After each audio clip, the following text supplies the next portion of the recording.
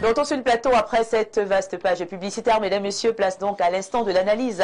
Et ce matin, comme je l'ai tantôt annoncé, nous parlons donc de la situation, n'est-ce pas? La situation, permettez que je puisse vous lire la thématique intégralement, la situation des sociétés pétrolières au Cameroun et particulièrement espace minier, s'attardera sur le cas des stations MRS. Voilà, sur le plateau, nous avons donc des invités dans le cadre de cette petite enquête, voilà, enquête sociale. Alors, nous avons sur le plateau déjà à la droite, je l'ai tantôt annoncé à l'entame de l'émission, Madame Anne-Victorine Pondon, ancienne employée des stations service MRS au Cameroun, qui dénonce donc ce matin un licenciement abusif ainsi que le non-paiement de ses droits sociaux. Merci d'être avec nous ce matin. Merci Viviane. Bonjour à tous, chers téléspectateurs. Comme elle a annoncé, je fais partie des employés de communément, en fait au Cameroun, c'est Corley Cameroun. Nous appartenons à la filiale MRS Holding du Nigeria, société de distribution des produits pétroliers. Et comme les produits pétroliers passent par les stations-service.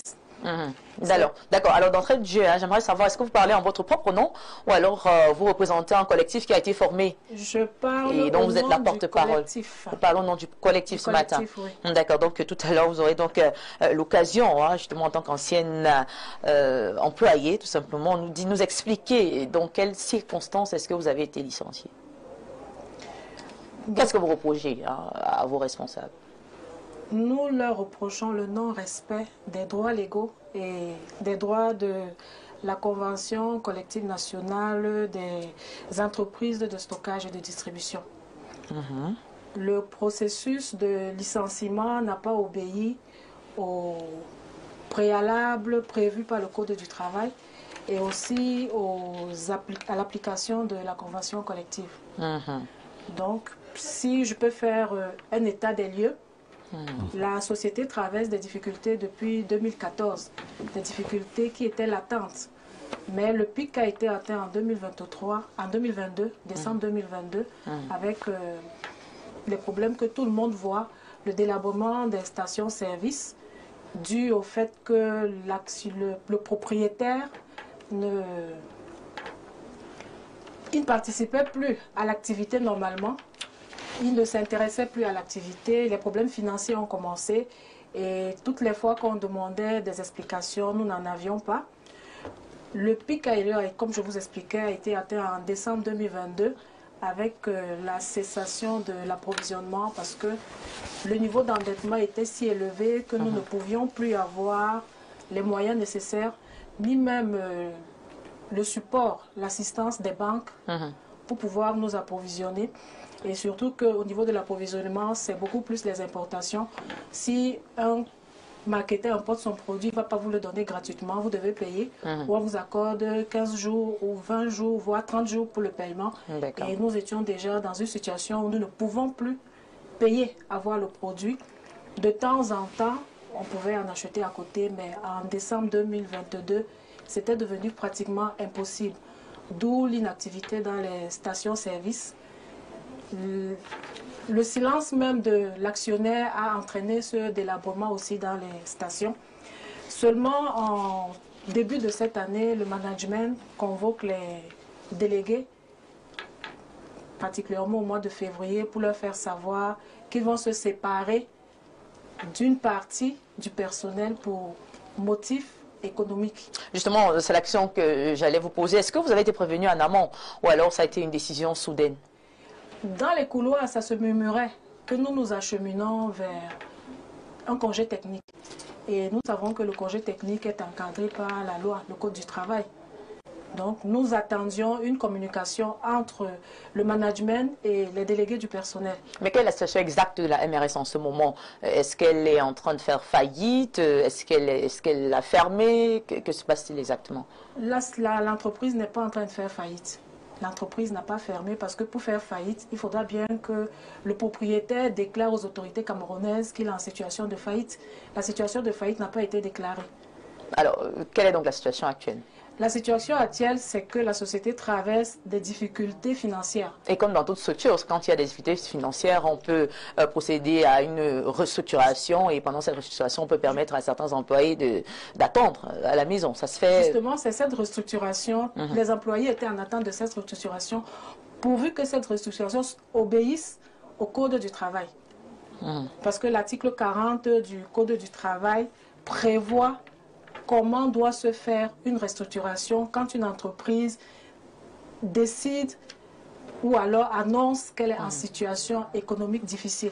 Mais quelles sont les raisons officielles que votre employeur a évoquées? La raison officielle qu'il a évoquée, c'est l'économie. Et nous, les employés, nous sommes contre cette raison économique parce que l'argent entre. Nous avons eu des importations dans les années 2010 jusqu'en 2014 et le gouvernement camerounais a payé le surplus à l'entreprise. Et cet argent était censé relancer les activités. Malheureusement, les fonds ont été totalement rapatriés au Nigeria. Et le gouvernement camerounais, voyant les difficultés dans lesquelles nous étions, a procédé au dernier paiement en novembre 2023 pour pouvoir relancer l'activité. Et tous les employés étaient sûrs qu'en 2023, l'activité sera relancée parce que que ce soit le directeur, que ce soit le chef de département, ils nous demandaient quelles sont les stratégies à mettre sur pied pour la reprise.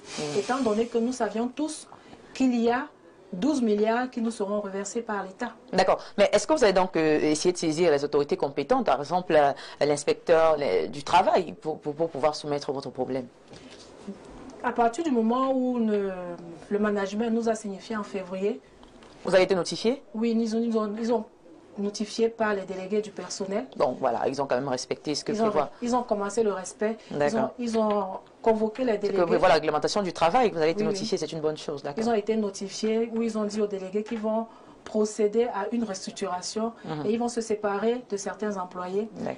Après avoir notifié les délégués, ils ont convoqué l'inspection du travail pour que le travail se passe de façon tripartite.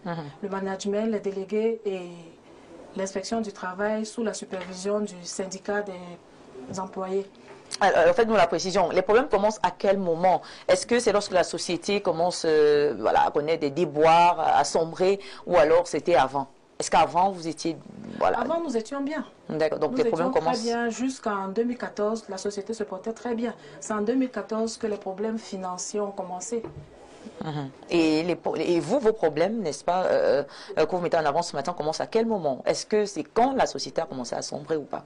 C'est quand la société a commencé à sombrer, parce que quand la société sombre, il n'y a pas l'activité, mais nous avons l'obligation d'être au bureau, puisque la société n'a pas déclaré faillite. Nous avons l'obligation d'être au bureau, et être au bureau signifie respecter les heures de travail telles que c'est prescrit par le règlement intérieur de l'entreprise. Malheureusement, nous venons, mais nous n'avons même pas de salaire à la fin du mois. Nous avons commencé à accuser les retards de salaire. Depuis combien de temps? Nous avions eu 8 mois de retard de salaire. 8 mois de retard. Donc, depuis février 2024, c'est là où les retards de salaire ont commencé. Et au bout de 4 mois, il y avait des moments où ils avançaient quelque chose. Mais la situation est devenue plus grave quand nous sommes arrivés à 5 mois de salaire et aucune communication. Et nous, les délégués ont saisi l'inspection du travail pour venir constater l'état des lieux, ce qui a été fait. Et il y a eu un accord entre le management en place, les délégués et l'inspection pour que les arriérés de salaire soient payés en septembre 2024. Malheureusement, le top management de Lagos, quand il est arrivé au Cameroun, il a dit qu'il bypassait l'accord.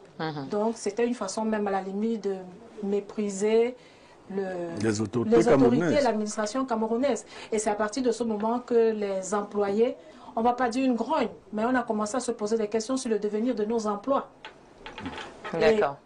D'accord, merci. Nous signalons que nous n'avons pas pu mettre la main sur les responsables de ces stations MRS, mais nous restons ouverts tout de même pour la suite. Alors, je vais peut-être me retourner vers Blériot Niémé qui a certainement quelque chose à dire concernant cette situation que nous venons d'écouter sur ce plateau. Peut-être déjà, question de savoir, selon vous, Blériot Niémé, quel est le rôle d'une station? Non, moi je ne suis pas spécialiste de cette... Non, mais je vais dire quelque chose. L'observation du profane que je suis c'est que les stations MRS, puisqu'il faut parler d'elles, se meurent. Vous savez, nous, on désignait les lieux de stationnement par les stations. Et MRS, jusqu'à une certaine année, faisait partie des grandes stations, des plus visibles. Avant même que des stations comme Tradex nous montrent. Nous étions numéro 2. Oui. Sur le plan national. Non, il faut le dire, c'était une grosse machine.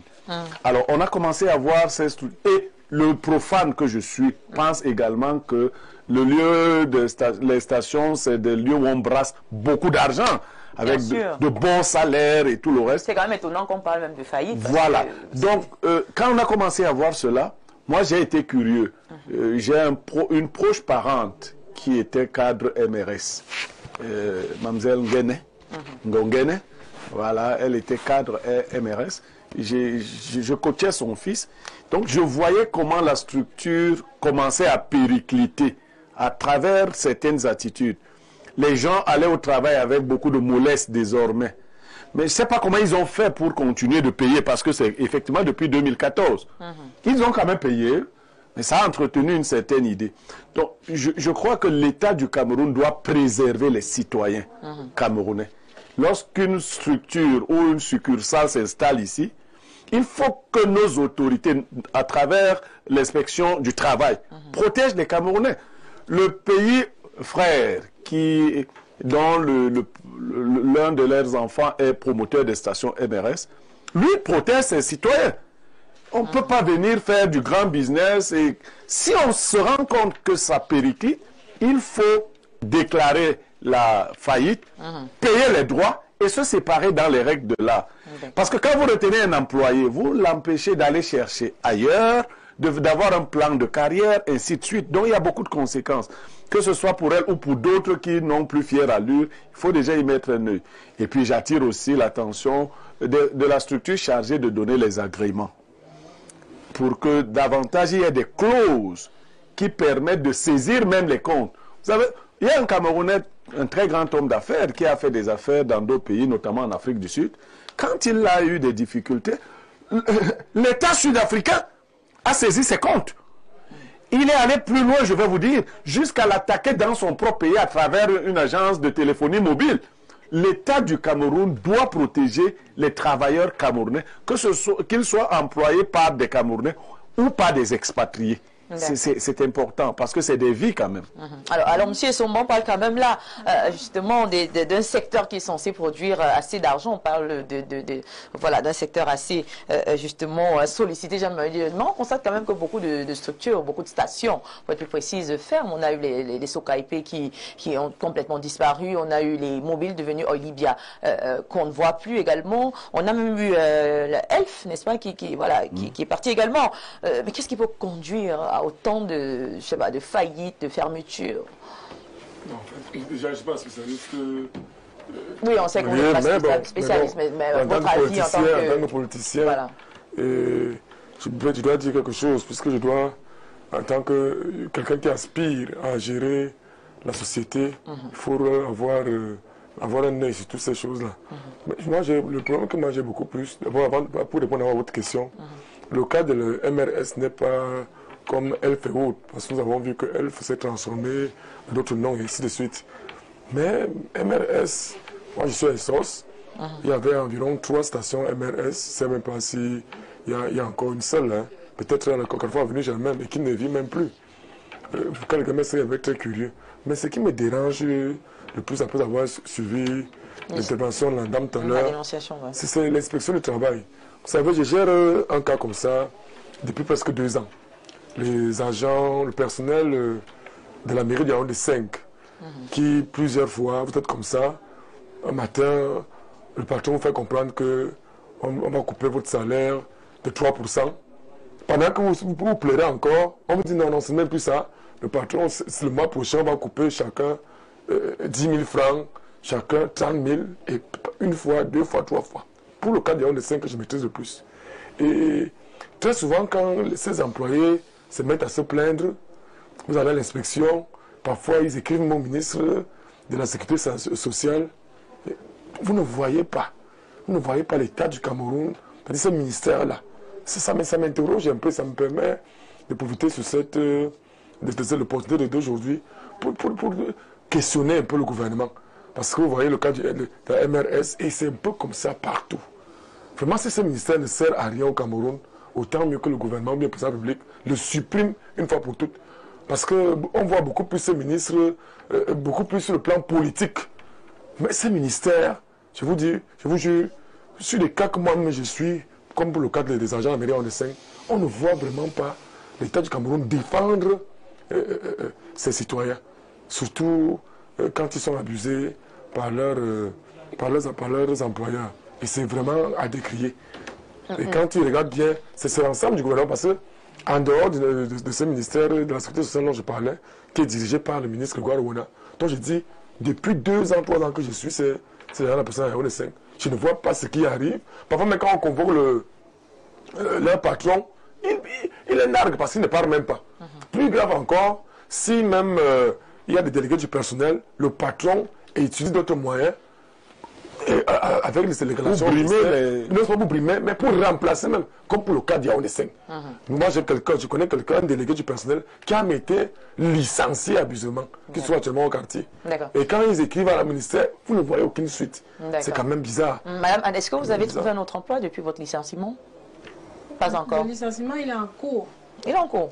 Il est en cours, mais il n'est pas complètement acté dans la mesure où le management refuse de nous payer nos droits légaux. Et justement, ça permet d'embrayer sur la prochaine question. Qu'est-ce que vous demandez concrètement aujourd'hui à votre employeur ou ancien employeur et surtout aux autorités compétentes? Ce que nous demandons à notre employeur, c'est de nous payer l'indemnité de préavis qui est prévue par la loi. Ce que nous demandons aux autorités, particulièrement à l'inspection du travail qui s'est occupée de notre cas, parce que dans le cadre du licenciement économique, l'employeur est tenu de donner la liste non seulement des employés qui seront licenciés, mais aussi les postes. Et les délégués doivent analyser les raisons du licenciement de ces employés. Ce qui a été fait, et s'il n'y a pas accord entre délégués et management, l'inspection du travail doit reporter la situation au ministère des Affaires, le ministère du Travail, pour que le ministre statue un comité ad hoc qui va décider de l'avenir. Cela n'a pas été fait. Cela n'a pas été fait. Cela n'a pas été fait. Et maintenant, le code, la convention collective aussi, elle prévoit des mesures pour le licenciement. Et cette convention collective, Corley Cameroun a signé. Et aujourd'hui, le management refuse d'appliquer ce qui a été signé, notamment dans l'article 36 de la Convention. Et c'est ce que nous, les employés, nous demandons, que ce que le Code du travail prévoit soit respecté, ce que la Convention collective a prévu soit respecté, parce que ça a toujours été comme ça dans le secteur. Quand il y a licenciement, il y a un accompagnement. Et la société refuse cet accompagnement parce qu'ils nous font comprendre qu'au Cameroun, la loi protège trop les employés. Et ce que nous réclamons aujourd'hui, c'est que la loi soit respectée et que, comme disait le panéliste, que le ministère du Travail prenne ses responsabilités pour que nous puissions entrer en possession de nos droits légaux et conventionnels. D'accord, merci beaucoup pour votre réaction. Bonjour, on va prendre quelques messages. Bonjour à vous sur le plateau. Joyeux anniversaire à M. Blériot. Que c'est ce que subissent les ouvriers au Cameroun, licenciement abusif. Moi-même, nous avons eu le même cas avec Africa Security Cameroun qui a licencié plus de 100 pères d'enfants sans respecter ce même code-là. D'accord, on veut la justice. Ok, d'accord, merci. Bonjour à vous sur le plateau. Concernant le non-respect du code du travail, il est évident, même dans les entreprises publiques, j'ai été licenciée parce que j'ai été indignée de voir une fillette servir dans un bar. Et par la suite, la tante de la fillette, qui est capitaine de l'armée de l'air, a fait une publication me traitant de pédophile et la société m'a licenciée. Pourtant, que j'ai déposé une plainte contre la dame, auteur de la publication, la procédure est encore en cours devant les tribunaux. Voilà, vous voyez combien même les entreprises publiques peuvent bafouer à ce point, voilà, les règles fixées. D'accord, un autre message, bonjour, pensez-vous que ces gens-là peuvent agir seuls? Ce qui se passe là, c'est que les Camerounais eux-mêmes détruisent les Camerounais. La preuve, Marc Brice peut venir insulter tous les coachs camerounais et Niemex soutient cela. J'ai pas vu ça venir.